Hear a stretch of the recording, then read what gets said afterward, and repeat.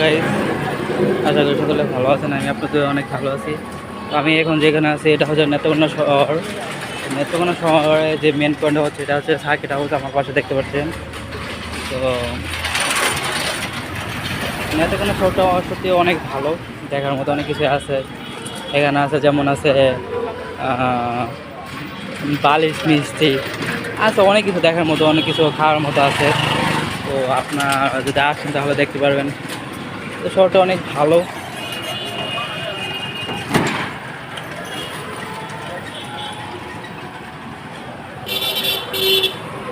তো এখন আমি যেখানে যাচ্ছি হচ্ছে এখানে হচ্ছে সিএনজি স্টেশন।